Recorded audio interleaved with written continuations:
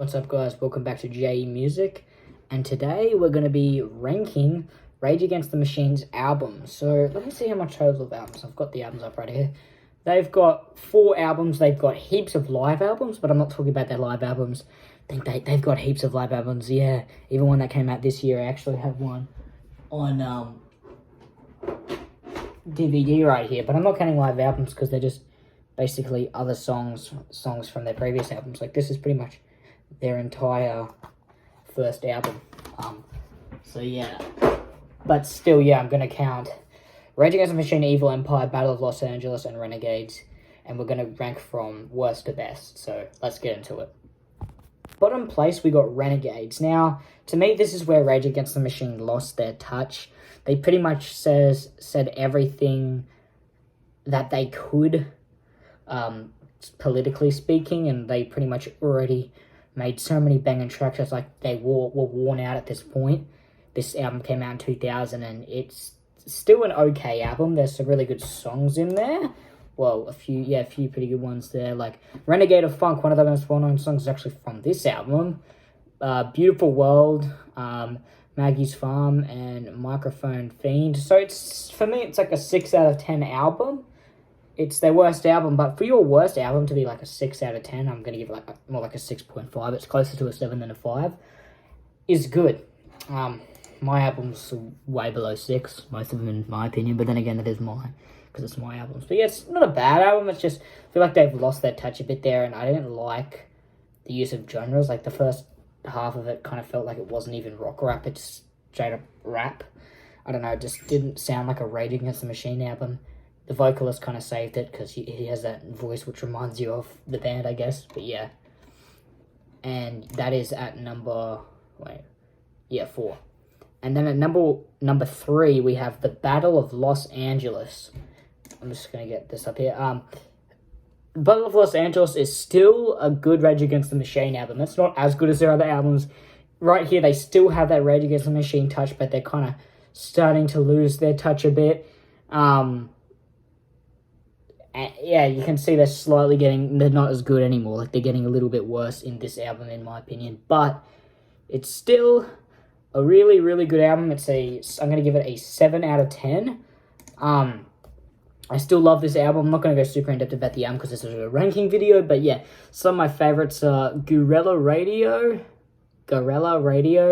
Calm Like a Bomb, and Born of Broken Man. Yeah, so it's still a good album. It's just not as good, so 7 out of 10 for that album. Number 2, we have Evil Empire by Rage Against the Machine. Well, of course, you know it's by Rage Against the Machine, but the album Evil Empire. I believe this was their second album.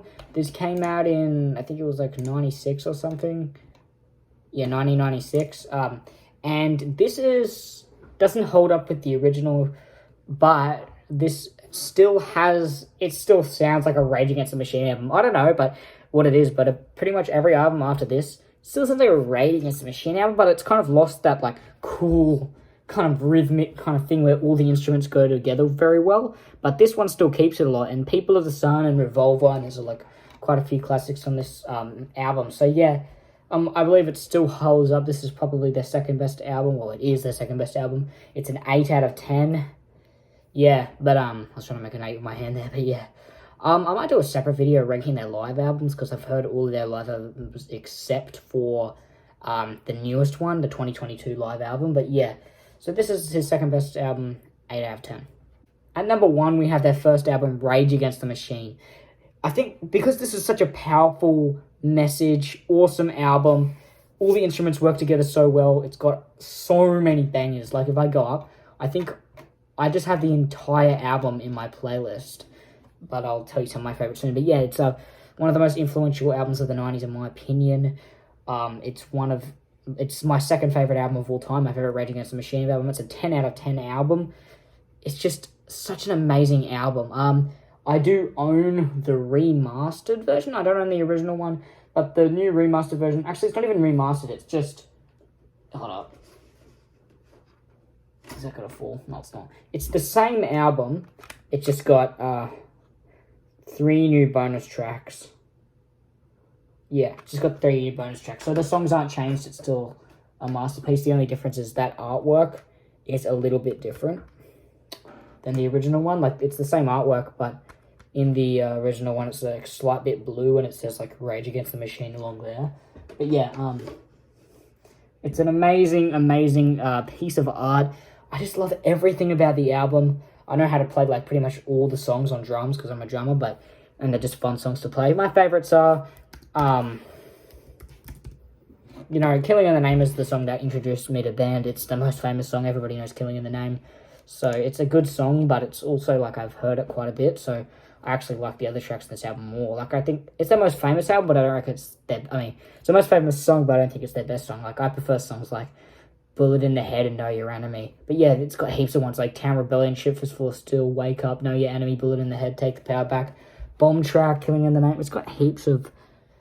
Pretty much every song in this album, literally every song in this album is a masterpiece. That's why I think it's their best album, and it's one of the best albums of all time, my second favourite. So yeah, it's pretty rare for a band's first album to be their best thing, but I feel like the reason why they weren't as good after this is because they're just such a political band, and this album pretty much went through every political thing you can do, so every other album after this kind of just feels like a retail of this album. I mean, there's new ideas, but when you hear, like, words come up again, like, I won't do what you tell me, this, that, like, in other albums, you know, they're kind of running out of ideas, and for rap rock, you know, and then you don't want songs to sound the same, and it's kind of hard to stay creative in genre like this. They managed to do it with this album, but after this, it just slowly got a little bit worse over time. But, yeah, they've never made a bad album. They just never held up with this album. So, yeah. Thanks for watching this video, guys. Subscribe to the channel. I'm going to do more videos like rankings and music reviews throughout this week. This next week. Yeah. So, peace.